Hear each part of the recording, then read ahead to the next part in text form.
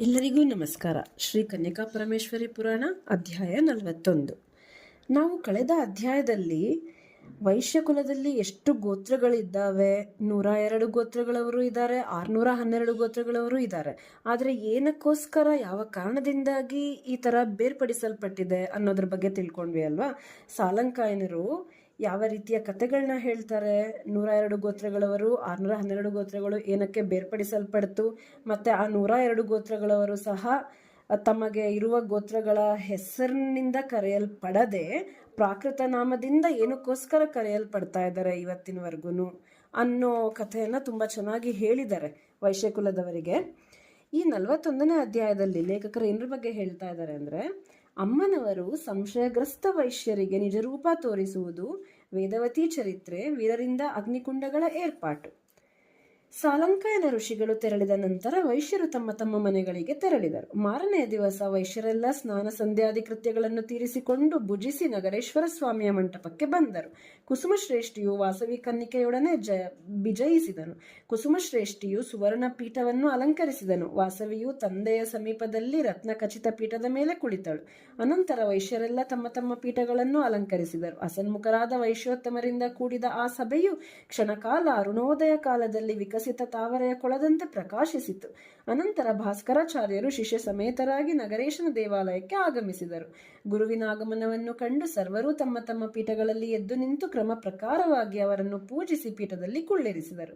ತರುವಾಯ ವೈಶ್ಯರು ಏಕಾಂತವಾಗಿ ಪರಸ್ಪರ ಆಲೋಚಿಸತೊಡಗಿದರು. ಈ ವಾಸವಿ ಮಹತ್ತರವಾದ ಅಗ್ನಿಯನ್ನು ಹೇಗೆ ಪ್ರವೇಶಿಸುವಳು? ಚಪಲಚಿತ್ತರಾದ ಸ್ತ್ರೀ ಹೃದಯದ ನೆಲೆಯನ್ನು ಕಂಡವರಾರು? ಸ್ತ್ರೀಯರಿಗೆ ಅಸತ್ಯ, ಅನೃತ ಒಡಹುಟ್ಟಿದವುಗಳು. ಹೃದಯವು ಸ್ವಾಭಾವಿಕವಾಗಿಯೇ ಕಠಿಣವಾದ ವಜ್ರಾಯುಧ ಸಮಾನವಾದುದು. ಸ್ತ್ರೀಯರು ಸಹಜವಾಗಿಯೇ ಎಲ್ಲವನ್ನೂ ಆಶ್ರಯಿಸುವರು. ಸ್ತ್ರೀಯರು ಕಪಟಿಗಳು, ಘಾತಕರು, ನಿರ್ಭಯರು, ಕಾರ್ಯಸಾಧನೆಯಲ್ಲಿ ಪರಮ ಸಾಹಸಿಗಳೂ ಆಗಿದ್ದಾರೆ.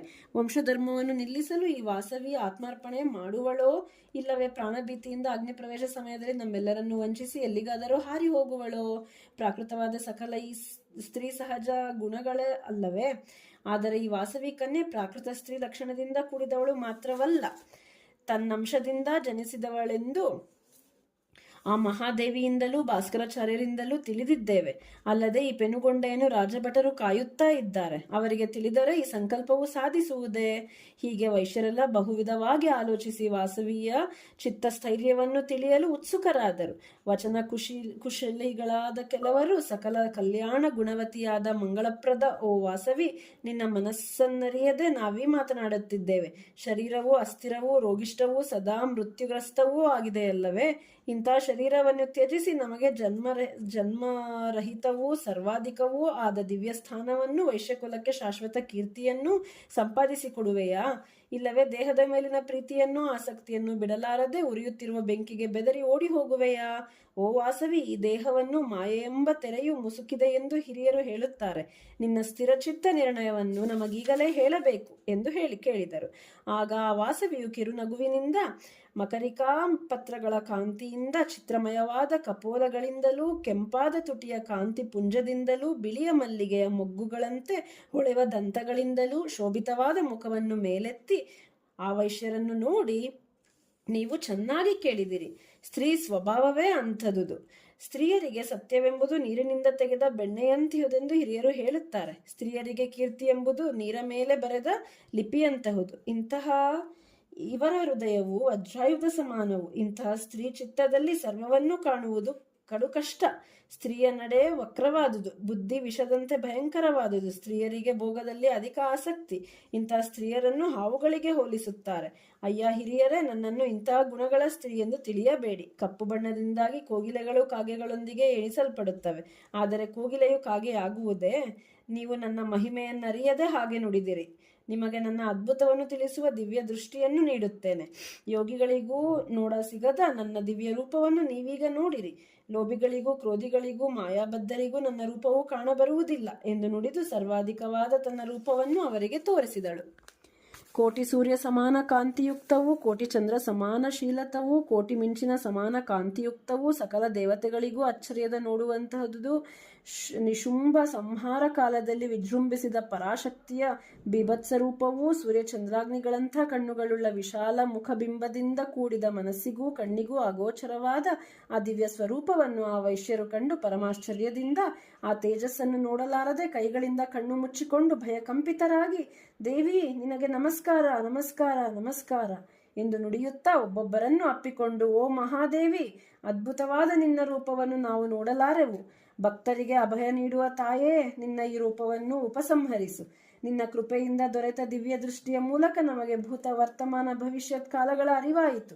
ಪೂರ್ವದಲ್ಲಿ ನಾವು ಕೈಲಾಸದಲ್ಲಿದ್ದ ಮೊದಲು ತಪಸ್ಸು ಮಾಡುವುದು ಮೊದಲಾದ ಕಾರ್ಯಗಳನ್ನು ಬ್ರಾಹ್ಮಣ ಶಾಪದಿಂದ ಮಹಾವೈಶ್ಯರಿಗೆ ಪ್ರಾಕೃತ ಗೋತ್ರವಾಗುವುದು ಮೊದಲಾದ ವೃತ್ತಾಂತವನ್ನೆಲ್ಲ ನಾವು ಕಂಡೆವು.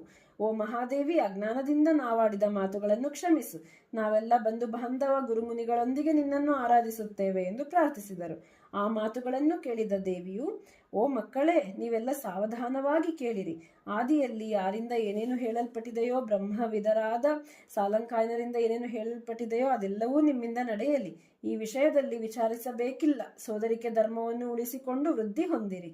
ಅಜ್ಞಾನಕಾರಿಯಾದ ನನ್ನ ಮಾಯೆಯಿಂದಾವೃತವಾದ ರಾಜಭಟರು ಈಗ ದೇಹದ ಪರಿವೆಯನ್ನು ಕಳೆದುಕೊಂಡಿರುವುದರಿಂದ ನಿಮ್ಮ ಮಹಾಗ್ನಿ ಪ್ರವೇಶ ವಿಷಯವನ್ನು ತಿಳಿಯಲಾರರು. ನಿರ್ಭಯರಾಗಿ ಸಫಲ ಮನೋರಥರಾಗಿ ಕೈಲಾಸ ಸ್ಥಾನವನ್ನು ಪಡೆಯಿರಿ ಎಂದು ನುಡಿದಳು. ತನ್ನ ದಿವ್ಯ ರೂಪವನ್ನು ಉಪಸಂಹರಿಸಿದಳು. ಆಗ ವೈಶ್ಯರು ಮನುಷ್ಯ ಸ್ವಭಾವವನ್ನು ಪಡೆದರು. ಅನಂತರ ಅವರು ಕಣ್ತೆರೆದು, ಆಹಾ, ಈಗ ನೋಡಿದ್ದೇನು ಆಶ್ಚರ್ಯ, ಎಲ್ಲಿಯೂ ಇಂತಹುದನ್ನು ಕಂಡಿಲ್ಲ. ಇದು ಭ್ರಾಂತಿಗೊಳಿಸುವ ದೇವಿಯ ಮಹಾವೈಭವವೋ ಅಥವಾ ಕನಸೋ ಅಥವಾ ನಗರೇಶ್ವರ ಸ್ವಾಮಿಯ ಮಹಾತ್ಮೆಯೋ ಎಂದು ಪುಲಕಿತ ದೇಹರಾಗಿ ಪರಮಾಶ್ಚರ್ಯ ಭರಿತರಾದರು. ಆಗ ವಾಸವಿಯು, ಹಿರಿಯರೇ, ಈ ವೈಭವವನ್ನು ನೋಡಿ ನೀವು ಅಚ್ಚರಿಪಡುವ ಕೆಲಸವಿಲ್ಲ ಎಂದಳು. ಆಗ ಸಂತುಷ್ಟ ಚಿತ್ತರಾದ ವೈಶ್ಯರು ಭಾಸ್ಕರಾಚಾರ್ಯರ ಹತ್ತಿರ ಹೋಗಿ ವಾಸವಿಯ ಅಗ್ನಿಪ್ರವೇಶ ವಿಧಾನವನ್ನು ಹೇಳಬೇಕು ಎಂದರು. ಆ ವಿಷಯವನ್ನು ಎಲ್ಲವನ್ನೂ ತಿಳಿದ ವಾಸವಿ ಕನ್ಯೆಯೇ ತೃಪ್ತಿಯಾಗುವಂತೆ ಹೇಳುವಳು ಎಂದು ಭಾಸ್ಕರಾಚಾರ್ಯರು ನುಡಿದರು. ಆಗ ವಾಸವಿ ಸ್ಥೈರ್ಯದಿಂದ, ನನ್ನ ಮಾತುಗಳನ್ನು ಕೇಳಿರಿ, ಆಶ್ಚರ್ಯಕರವಾದ ವೃತ್ತಾಂತವನ್ನು ತಿಳಿಸುವೆನು ಎನ್ನಲಾಗಿ ಆಶ್ಚರ್ಯಚಿತ್ತರಾದ ವೈಶ್ಯರು ಹೀಗೆ ನುಡಿದರು. ಮಾನ ಸಂರಕ್ಷಣೆಗೆ ಸ್ತ್ರೀಯರು ಪ್ರಾಣವನ್ನಾದರೂ ಬಿಡುವರು. ಪೂರ್ವದಲ್ಲಿ ವೇದವತಿ ಎಂಬ ಒಬ್ಬ ಕನ್ಯೆಯನ್ನು ಮಹಾತ್ಮನಾದ ಶ್ರೀ ಮಹಾವಿಷ್ಣುವಿಗೆ ಪತ್ನಿಯೆಂದು ಕೊಡಲು ಆಕೆಯ ತಂದೆಯ ನಿಶ್ಚಯಿಸಿದನು. ಆಗ ವೇದವತಿಯು ತಂದೆಯ ಪ್ರತಿಜ್ಞೆಯನ್ನು ನೆರವೇರಿಸಲು ನೆನೆಸಿ ಪರಮ ಪುರುಷನೂ ಶಾಶ್ವತನೂ ಲಕ್ಷ್ಮೀಪತಿಯೂ ಆದ ಮಹಾವಿಷ್ಣುವನ್ನು ನಿತ್ಯವೂ ಭಕ್ತಿಯಿಂದ ಪೂಜಿಸುತ್ತಾ ಮಹತ್ತರ ತಪಸ್ಸನ್ನಾಚರಿಸಿದಳು.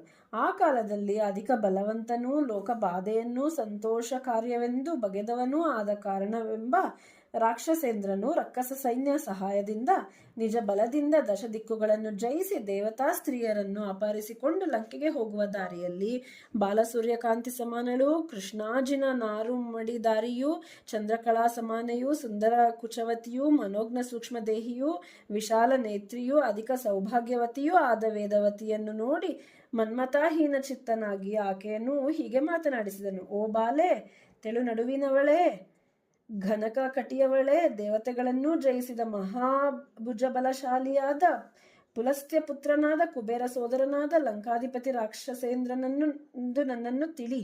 ಓ ಸೌಭಾಗ್ಯವತಿಯೇ, ನನ್ನೊಡನೆ ಸೇರಿ ಮನೋಭಿಷ್ಟ ಭೋಗವನ್ನು ಪಡೆ ಎನ್ನಲಾಗಿ ಸಹಿಸಲ ಸಾಧ್ಯವಾದ ಆ ಮಾತುಗಳನ್ನು ಕೇಳಿ ಆಕೆ ಆತನನ್ನು ತಿರಸ್ಕರಿಸಿದಳು. ಆಗ ಅವನು ವೇದವತಿ ಮುಡಿಯನ್ನು ಹಿಡಿದೆಳೆದನು. ವೇದವತಿಯು ಕುಪಿತಳಾಗಿ ಅವನನ್ನು ಬೆದರಿಸಿ ಅವನು ಹಿಡಿದುಕೊಂಡ ಕೂದಲನ್ನು ಉಗಿರಿನಿಂದ ಕತ್ತರಿಸಿ ಬಿಡಿಸಿಕೊಂಡಳು. ಅನಂತರ ಆಕೆ ರಾವಣ ಸ್ಪರ್ಶದಿಂದ ತನ್ನ ಶರೀರವು ಮಲಿನವಾಯಿತೆಂದು ಬಗೆದು ಆ ದೇಹವನ್ನು ತ್ಯಾಗ ಮಾಡುವ ಕೃತನಿಶ್ಚಯಳಾಗಿ ಅವನಿಗೆ, ಎಲ್ಲವೋ ಬ್ರಹ್ಮ ದ್ವೇಷಿ, ಮಹಾದ್ರೋಹಿ, ನಾನೀ ದೇಹವನ್ನು ತ್ಯಾಗ ಮಾಡಿ ಮುಂಬರುವ ಜನ್ಮದಲ್ಲಿ ನಿನ್ನ ಮನೆಯಲ್ಲಿದ್ದು ನಿನ್ನ ಪುತ್ರ ಕಳತ್ರ ಬಂಧುಗಳನ್ನೆಲ್ಲ ನಾಶ ಮಾಡುವೆನು ಎಂದು ನುಡಿದು ಅಗ್ನಿಗೆ ಧುಮುಕಿದಳು. ಹಾಗೆಯೇ ವೇದವತಿಯು ಜನಕರಾಜ ಪುತ್ರಿ ಸೀತೆಯಾಗಿ ಜನಿಸಿ ರಾವಣನ ಸರ್ವನಾಶವನ್ನು ಮಾಡಿದಳು. ಅಯ್ಯೋ ಮಾನವತಿಯರು, ಪಾಪಾತ್ಮರ ದುರ್ನಡೆಯನ್ನು ಎಂತ ಸಹಿಸುವರು? ದಕ್ಷ ಪ್ರಜಾಪತಿಯಿಂದ ದೂಷಿತಳಾದ ಗೌರಿಯು ಬಳ್ಳಿಯಂತಹ ತನ್ನ ದೇಹವನ್ನು ಅಗ್ನಿಯಲ್ಲಿ ಹೇಗೆ ಬಿಟ್ಟಳೋ ಹಾಗೆಯೇ ವಿಷ್ಣುವರ್ಧನ ಕೆಡುಗಣ್ಣಿನಿಂದ ನೋಡಲ್ಪಟ್ಟ ಈ ದೇಹವನ್ನು ಅಗ್ನಿಯಲ್ಲಿ ಬಿಟ್ಟು ಬಿಡುವೆನು. ಆದ್ದರಿಂದ ವೈಶ್ಯರೇ, ನನ್ನ ದಾರುಣ ಪ್ರತಿಜ್ಞೆಯನ್ನು ಕೇಳಿರಿ. ಈ ವೈಶ್ಯ ಸಮೂಹದ ಅಗ್ನಿಪ್ರವೇಶ ಮರಣದ ವಾರ್ತೆಯನ್ನು ಕೇಳಿದ ಕೂಡಲೇ ಗರ್ವಿತನಾದ ಆ ರಾಜಧಮನು ಶಿರಸ್ಸು ವಜ್ರಘಾತಕ್ಕೆ ಸಿಕ್ಕ ಪರ್ವತ ಶಿಖರದಂತೆ 1000 ಚೂರಾಗುವುದು. ಯಾವ ಪರಮೇಶ್ವರನ ಆಜ್ಞೆಯಂತೆ ಸೂರ್ಯಚಂದ್ರರು ಸಂಚರಿಸುವರೋ, ಯಾರ ಅಣತಿಯಂತೆ ಇಂದ್ರನು ಇಳೆಯನ್ನು ಸಸ್ಯಮಯ ಮಾಡಿದ್ದಾನೋ ಅಂಥ ಈಶ್ವರನಿಗಾಗಿ ದುರಾತ್ಮನಾದ ವಿಷ್ಣುವರ್ಧನ ರಾಜನ ಶಿರಸ್ಸು ಈ ವೈಶ್ಯರ ಆತ್ಮಾರ್ಪಣೆಯ ಸುದ್ದಿಯನ್ನು ಕೇಳಿದ ಕೂಡಲೇ 1000 ಹೋಳಾಗಿ ಸಿಡಿಯಲಿ, ಇದು ಪರಮಸತ್ಯ ಎಂದು ಗಂಭೀರವಾಗಿ ನುಡಿದಳು. ವಾಸವಿಯು ಹೀಗೆ ನುಡಿಯುತ್ತಿರಲಾಗಿ ದಶದಿಕ್ಕುಗಳನ್ನು ಮೊಳಗಿಸುತ್ತಾ ಮೇಘಧ್ವನಿಯನ್ನು ಮೀರಿಸುವ ವಾಣಿಯು ಸೂರ್ಯಮಂಡಲದಿಂದ ಕೇಳಿಬಂತು. ಆ ಮಾತನ್ನು ಕೇಳಿ ವೈಶ್ಯರು ಪರಮಾಶ್ಚರ್ಯ ಹೊಂದಿ ಸಂತೋಷಯುಕ್ತರಾಗಿ ವಾಸವಿಯನ್ನು ಕುರಿತು ಹೀಗೆ ಸ್ತುತಿಸಿದರು. ನಿನ್ನ ಪ್ರಭಾವವನ್ನು ತಿಳಿಯದೆ ನಾವು ಹೀನವಾಗಿ ನುಡಿದೆವು. ಶುಭಕರಿಯಾದ ಮಂಗಳವತಿಯೇ, ನಮ್ಮನ್ನು ಕೃಪೆಯಿಂದ ಕ್ಷಮಿಸು. ಹಾಲಗಡಲಿಗೆ ಲಕ್ಷ್ಮಿಯಂತೆ ವೈಶ್ಯವಂಶಕ್ಕೆ ನೀನಲಂಕಾರಿಯಾಗಿ ಪ್ರಕಾಶಿಸುತ್ತಿರುವಿ ಎಂದು ನುಡಿದ ವೈಶ್ಯರು ಮರಣ ಪ್ರಯತ್ನ ಚಿತ್ತರಾಗಿ ಅಗ್ನಿಗಾಗಿ ಒಬ್ಬರನ್ನೊಬ್ಬರು ಕರೆಯುತ್ತಾ ಹೊರಟು ಭಾಸ್ಕರಾಚಾರ್ಯರನ್ನು ಸೇರಿ ವೀರ ಕಂಕಣಧಾರೆಯನ್ನು ಬೇಡಿ ತೆಗೆದುಕೊಂಡು ಸಂತಸದಿಂದ ಧರಿಸಿದರು.